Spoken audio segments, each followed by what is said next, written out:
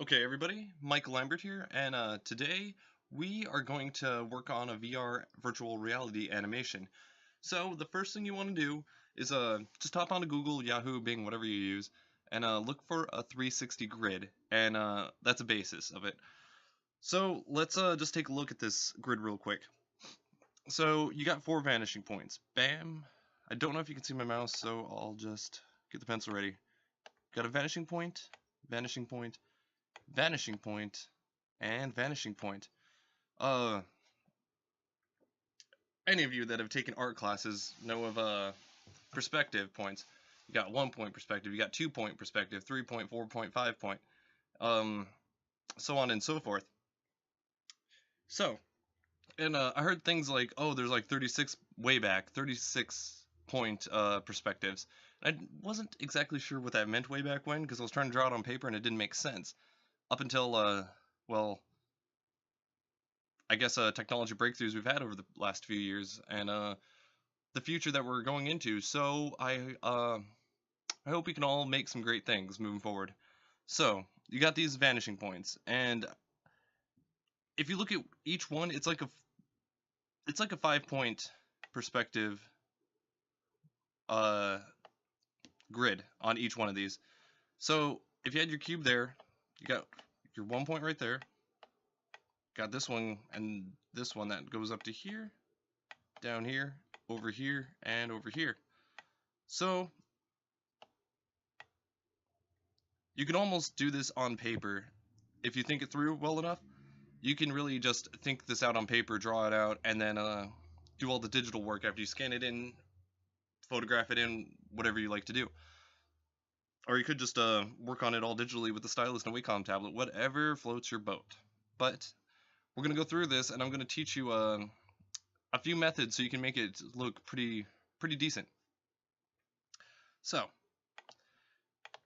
you got these points of perspective. And once you get this grid off of Google, bring it into Photoshop, and you can start working with your layers and bringing together your scene. It's best, obviously, if you've worked with any type of animation before, or even a fine arts painting, storyboard it out, rough draft it first, so you got the whole idea going on. So, there's a few things I want to show you. Filter.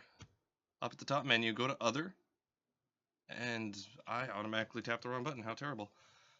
So Filter, Other, then Offset. Offset helps you tremendously.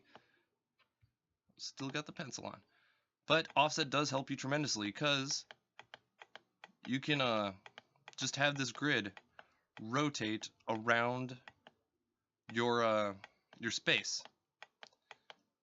And before we go any further, I want to talk about resolutions real quick. So I might be pronouncing this word wrong, but this grid is basically an equal rectangular grid. It's where you got a sphere on a rectangle, kind of like a world map of not the United States, but of the world. So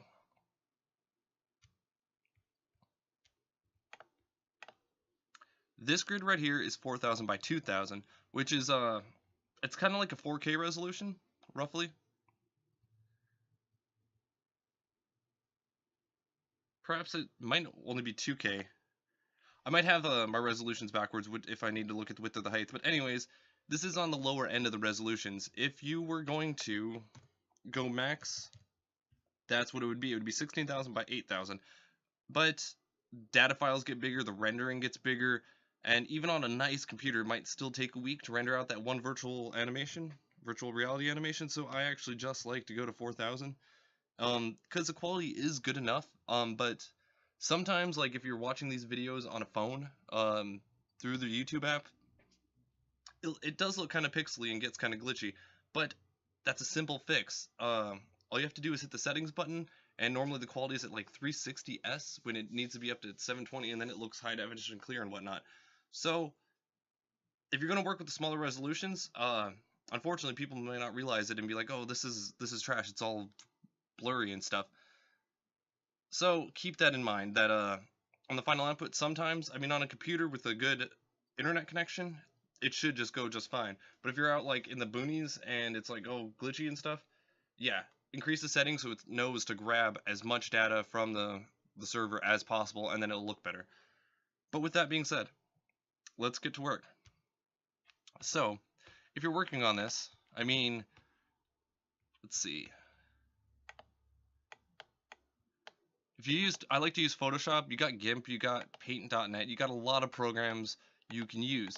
So basically, if you can digitally layer your painting and then animate it, I use Adobe After Effects because it's a good quality program, but there's independent programs out there. So basically, this works with other programs. I'm just using Adobe. Because you got to layer it out, and then when you get into the animation side, there's a few other things you got to do, and there's a warp effect you need in Adobe After Effects to make sure all the perspectives are correct.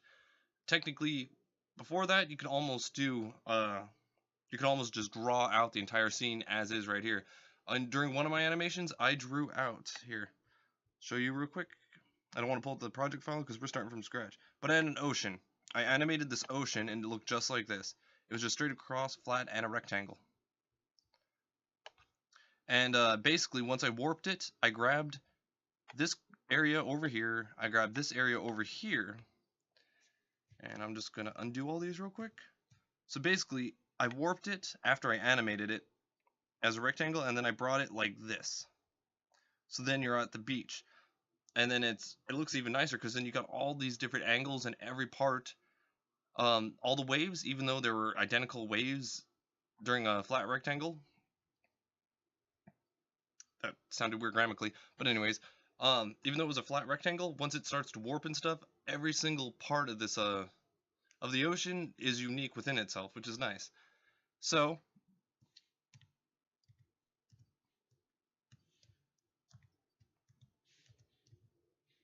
undo, get rid of that. There we go.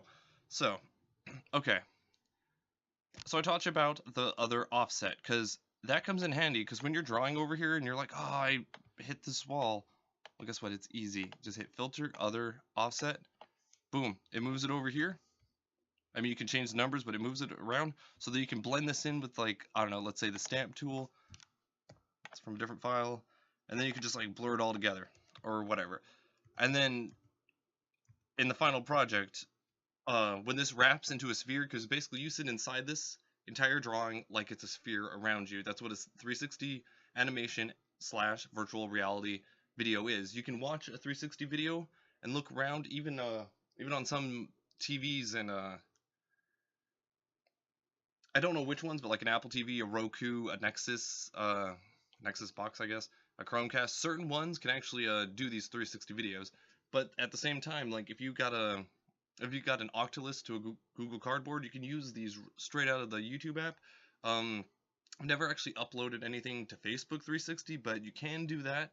At the end of this video, I'll show you the YouTube way of putting the metadata into the file so it gets uploaded correctly, because YouTube likes these equal rectangular files, but some of them are cube maps, some of them there's a sphere maps, and a whole bunch of stuff. So it really depends on the server you're going to. You do want to look into that because I think Facebook takes a cube map or something, which basically it's this, but it's not easy to draw on. You'd actually probably want to convert it. If it was me, I would want to convert it from this to a cube map. And a cube map, just so you know, it basically makes a cube. This whole area, even though it hits the borders and the proportions are completely off, but you basically got the bottom, the top, there could be in different spots, and then your sides. But cube maps can help because, like I said, this is the bottom and this is the top. That makes it a lot easier at the same time to do the flooring, because flooring can get tricky. I just like to blur those areas at the very top here and the very bottom just to make it easier, because for the most part you're going to be looking outwards, not up and down. Sometimes you might want to have a critter walk up to you, or you might be standing, you need a perfect grid to stand on. That's when you'd almost want to convert it from this to a cube map so you can just slap on what the floor or like the sun directly above you is supposed to look like, so it doesn't warp out inappropriately.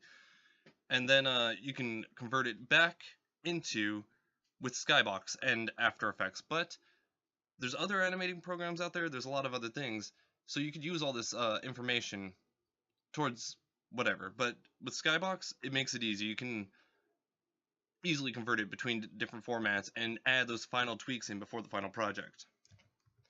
So, for the most part, this is pretty simple. These lines, they go up and down. And I'm using a mouse, I'm not using a stylus, so I do apologize about the distortion and whatnot. Or I mean, look at this sign, it doesn't even match that. But anyways, if you look at certain things of these, look at this bottom line. This goes straight down, it comes over, and then it goes straight back up.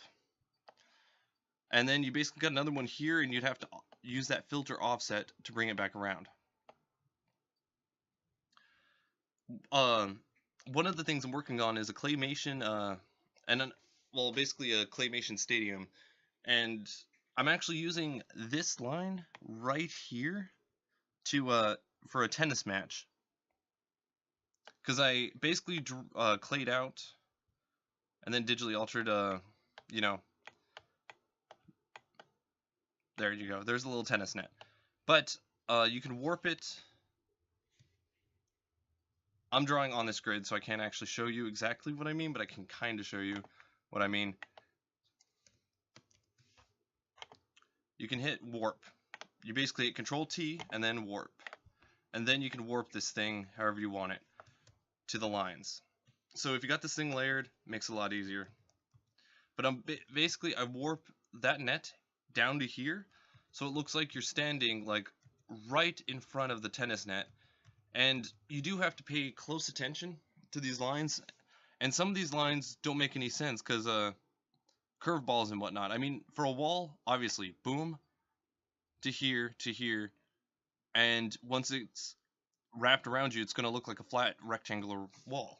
But if you got a tennis player right here that hits a ball to go, let's see here, let's say the other player's right here, basically, even though he's hitting it this way, it actually might be easier to offset this at this point for this part.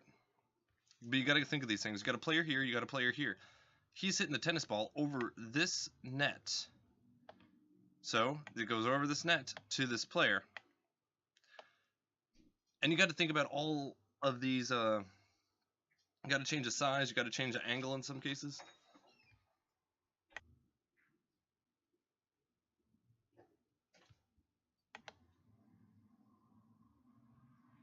So basically, you want to keep those things in mind when you're making these. When that player's hitting the ball, it's not going to exactly follow that line. You're going to want to increase the scale when it gets to about this point, even though it starts out smaller here and smaller here, and it'll look like it goes directly over the net to the player if lined up correctly. It would probably droop down a little bit, but that's okay.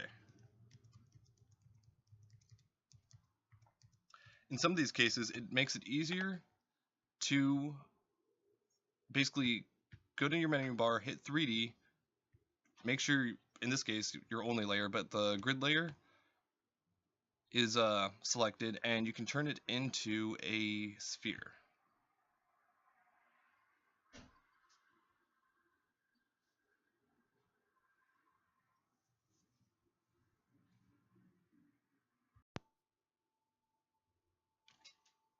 Okay guys, sorry about that. I had a little bit of technical difficulties. So what I was about to show you, we are going to hit 3D at the top. We're going to come down to new mesh layer. Make sure your grid layer is selected. Hit new mesh from layer, mesh preset, and then we are going to do a sphere. And hopefully it doesn't crash this time, guys. Alright, let's do this. It's loading, it's loading, it's loading. Yes, it's going. And it's gone. Okay. So, still a little bit loading. Look at that. It's a sphere. Something's wrong. We're supposed to be inside the sphere. That's interesting. Okay, I'm going to pause this. And I'll tell you how to fix it. Okay, I unpause this because I need to adjust my little window here. Oh, look at all those VRs that we got going on. Yep, we got projects for days coming, guys. Okay. I am missing something here. What is wrong? Okay, so it should be set on the layers thing. Go to your 3D panel, and if you don't see it, go to the top, hit window, and then hit 3D, and you'll get this 3D menu. That'll give you access to some of the properties.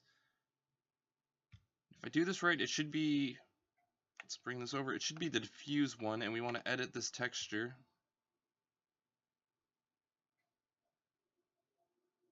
Okay. So now, that created another layer. Oh no! My window's all over the place. So that created, why do you just like lock in the corner over there? Anyways, okay, so it's layer 0.psb up here. Anyways, here's the grid. It's still 3D. This is kind of cool because these can coincide with each other. I mean, earlier when we were drawing the scene, you could still work in this space, but it's all stretched out. I need to adjust the view in the over here.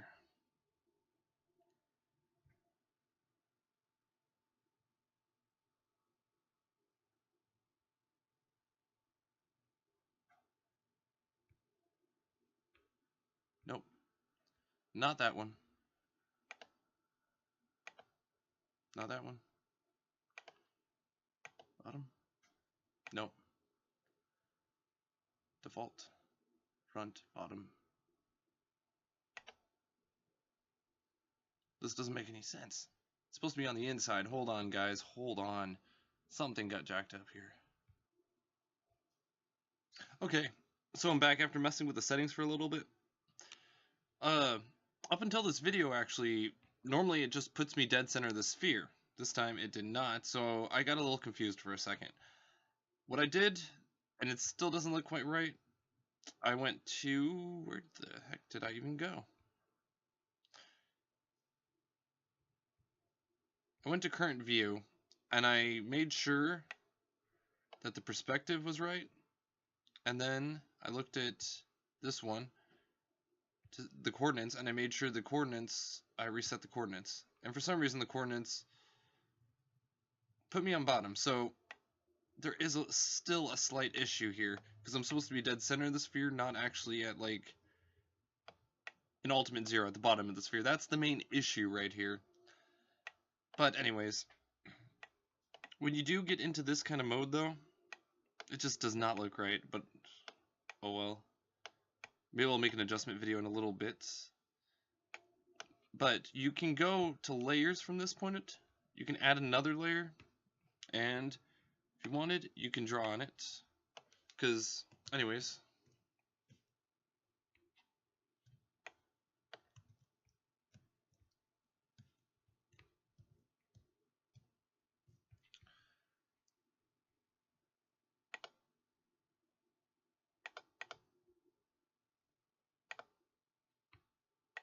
Anyways, you can draw on it if you want. Like, you can follow these lines, be like, hey. Even though it's dark, it's like there's a square going right there. And obviously that is a vanishing point, so then you can follow these lines and be like, yeah, it disappears over there, guys. And then you can merge down. And then it adds it in, and it's supposed, yeah, it goes right here because it followed those lines. The only issue is this mode right here looks really cool, and it helps a lot. However,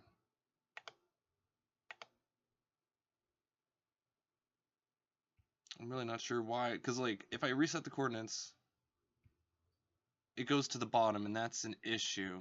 That's a big issue.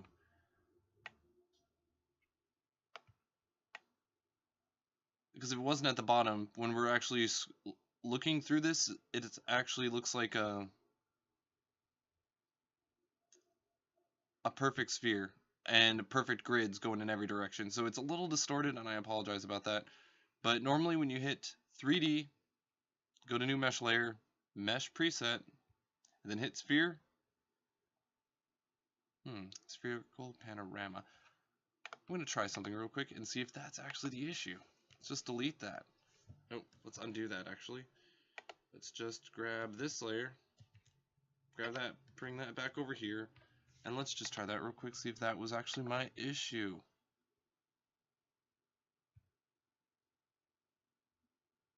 Okay, spherical panorama, not sphere.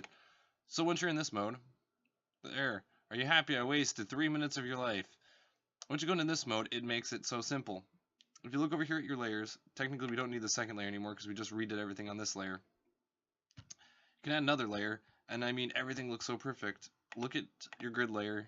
You just grab it, drag it around. Sometimes it's helpful if you write like an N somewhere. Like, oh yeah, this is north. Oh, well, that brush is a little too big. But anyways, okay, so you got this square, and you can easily color it in. I'm going to make it hard and small, because that's how she likes it. So anyways, you can easily just follow these, and you can draw it out, and it helps. It really does help. And I actually drew on the grid layer. That's not what I actually wanted. You can go to layer 2 and start drawing it. And then you can merge it down, and it will merge it on to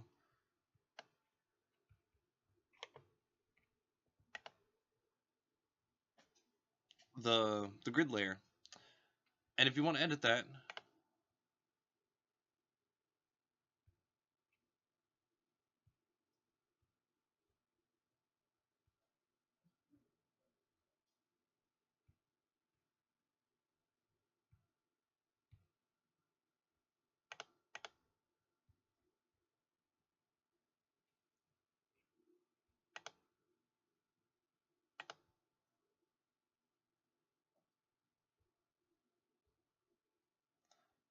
go to spherical panorama material, diffuse, because that's where we want to do the drawing, and then it does create that another layer1.psb.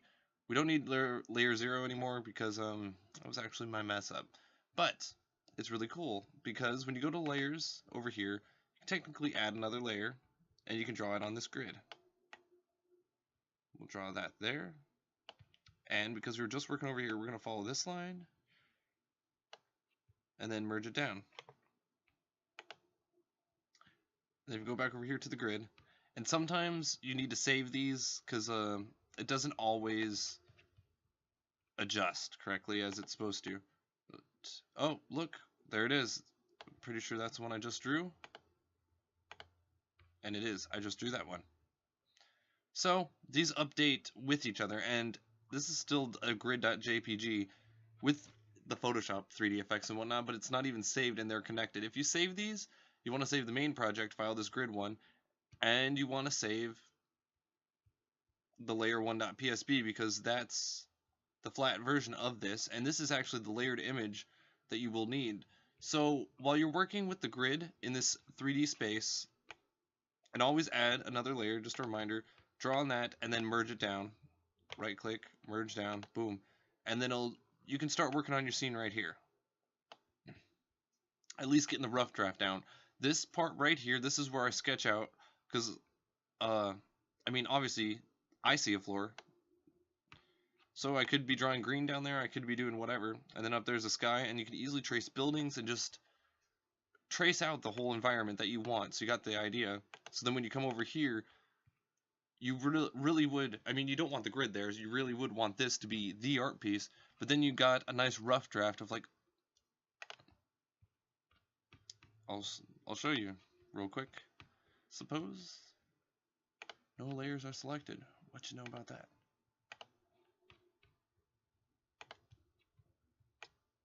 So you just use the move tool, the arrows that go in the 4 directions, to do this part, to move that, but then you go to your other layer, and then you can start drawing on these lines.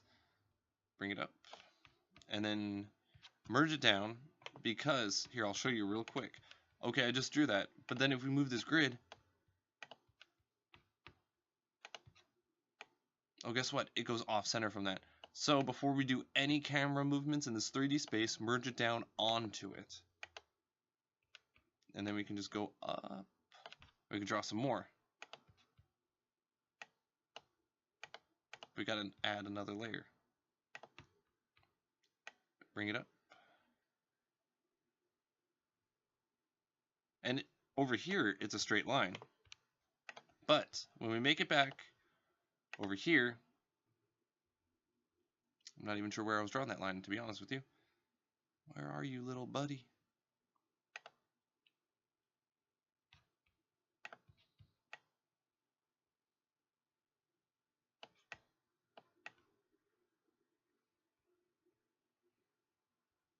Okay, so it's to the right of that one. Oh, okay, over here on the left, that's where I just drew that line, and it's actually on a straight line. That didn't help so much. But with all these curved lines in the background, and especially when you start getting to the far distance where you need vanishing points to really make this this environment look right, because I'm working on a city, downtown Denver, and I need this to proportion it all correctly so it looks right, like you're standing between all these 3D buildings, all drawn though. Anyways, so once you get a good layered scene going, you want the background, you want the sky, whether you're in a warehouse, whatever. Once you got a good scene going, layered, because you might want some of those crates that you just drew moving around, you have to keep in mind that the perspective really does get distorted here. So if you're gonna have like a crate being moved across, you're gonna have to plan for the sides. You're gonna have to do a lot of planning, or just have them stay in their little field of view. Technically, you got 4 field of views plus up and down, with those 4 being the main ones.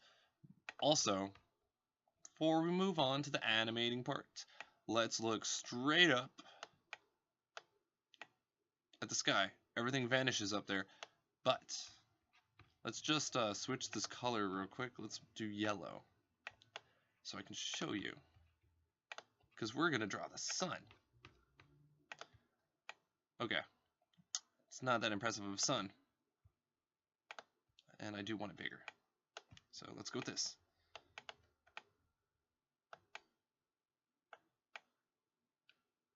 There's the sun. Kinda. Anyways, now let's merge it down.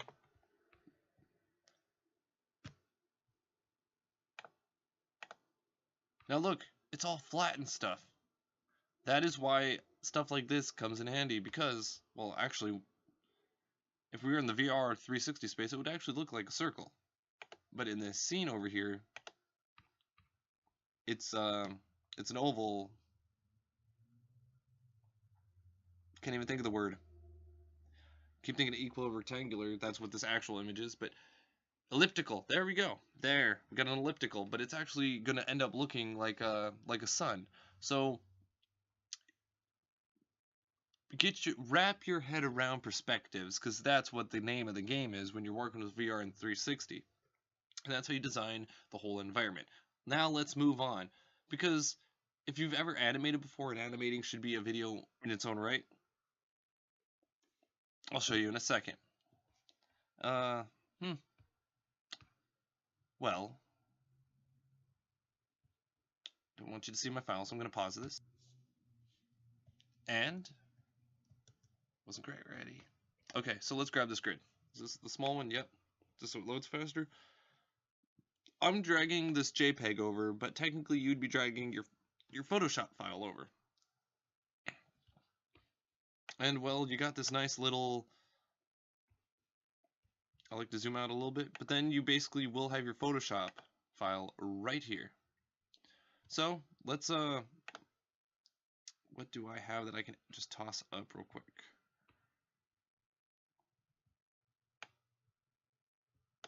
Let's grab New York City.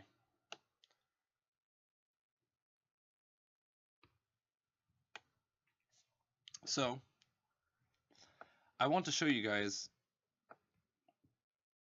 and this is just an example, it's not even going to look pretty, but the mesh warp, because this is how I did my beach and my ocean.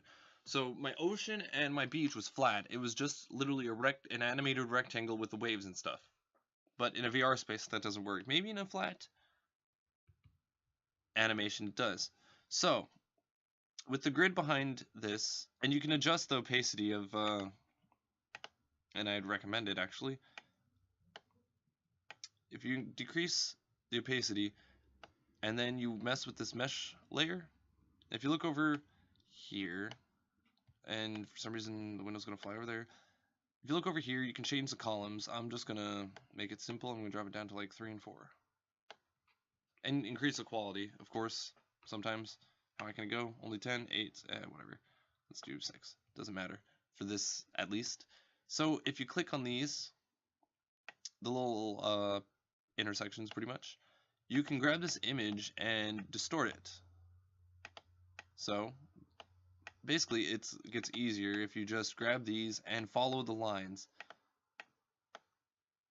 And whatever you have in mind, a beach, the moon, whatever it may be, this is awesome because then you can start distorting almost any image into your space. You almost don't even have to plan out the Photoshop thing if you have already done animations and you're like, oh, I'll do that scene on that side, that scene on that side, that scene on that side, so on and so forth.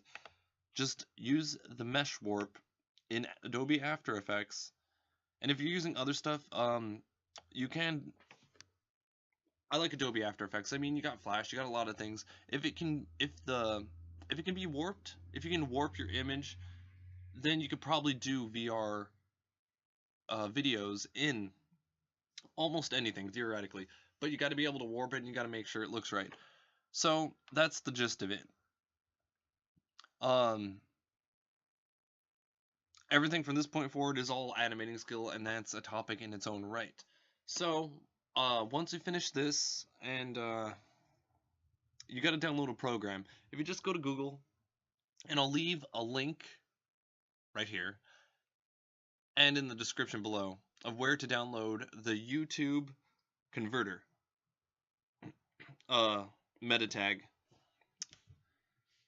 I should have it on my desktop somewhere because I use it. Oh, isn't that awkward? Those aren't nudes, those are drawing references, guys. So when you go to YouTube, that link, you download this Spartial Media Metadata Injector. For some reason. Okay. And once you have this, first you export your video from Adobe After Effects or whatever, and you get an MP4 file. Once you get that MP4 file, open up this program that you downloaded from YouTube, and just, these are already injected, but basically you grab your MP4, you make sure the first one is clicked, you inject the metadata, and then it just basically makes another copy right next to it that says injected. And you want to upload, and I haven't tried it in Firefox, I haven't tried it in what is it called now, Microsoft Edge, Internet Explorer. I've only tried Chrome, and I heard it only uploads correctly in Chrome, even though it works on Android phones, on multi-platform through YouTube. Although the output works correctly through VR 360 videos. 360 videos, you can grab the screen, drag it. Sometimes there's a remote, so you can look around in the environment without the goggles because it's on a TV, yada yada yada. Wow, I went so fast I lost my train of thought. But basically upload this into Chrome onto the YouTube website. I haven't tried uploading anything through my phone yet, so to each their own. You can try what you like, what you please, and whatnot. So there you pretty much have it. Anything else is it's pretty much, I guess, would be class 102. So I hope you guys enjoyed this video. I hope you guys enjoyed it, learned a lot, had a good few laughs on my stuttering, and yeah. Please follow, subscribe, share this video, share the other video, share one of the projects. Always support your artists. It's a hard life. And if you learn something, please share it with your friends. Bring them to this video. Share it on Tumblr, because, I don't know, Facebook's overused, you know? So, and if there's anything you want me to elaborate further on, please leave it in the comments below, and I'll do a follow-up video, or I might, if it's a simple thing, I'll just let you know in the comments, or edit the caption later. Yeah, so Michael Lambert here, and have a great day. Thank you guys so much.